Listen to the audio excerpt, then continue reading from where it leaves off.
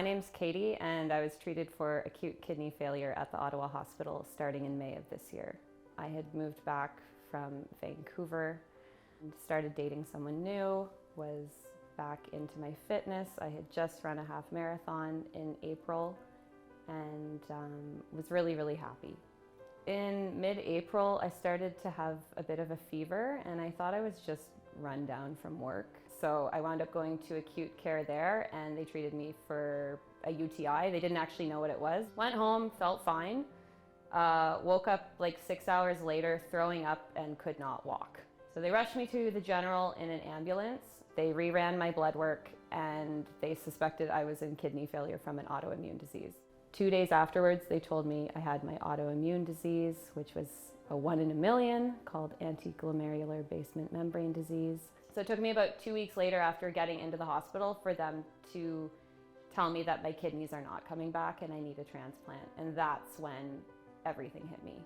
You have to believe. And it took me a while to even believe I had a life to live.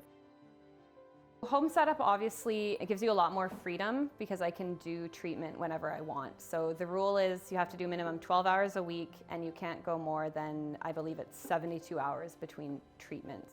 They train you so well, and they literally write it out verbatim on what you need to do. So like when I'm ready to hook myself up, I literally flip open my binder and go to like the setup tab and start following it one by one. So it's really easy. Everything I need for my treatment I put here, so that's different types of syringes, gauzes, gloves, drapes, masks, all the little stuff I need to get myself hooked up to treatment and taken off. Several saline bags each treatment, as well as tubing to actually run my blood through the system and back.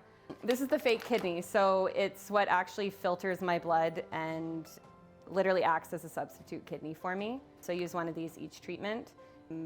It's what keeps me alive. So I depend on these bad boys. So I have the catheter in my chest, and the catheter in your chest, you cannot get wet. And I've chosen to keep it because it works for me. My journey hopefully isn't too long. So I really want to have a shower. I want to go to the spa. I want to swim at my cottage. I want to cook my favorite lentil dish with spinach and tomatoes, like things that I really can't eat right now.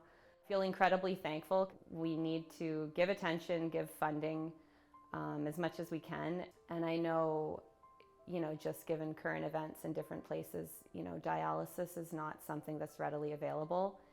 It's a gift that the hospital is giving to me and that I can go there and get the therapy I need to actually stay alive.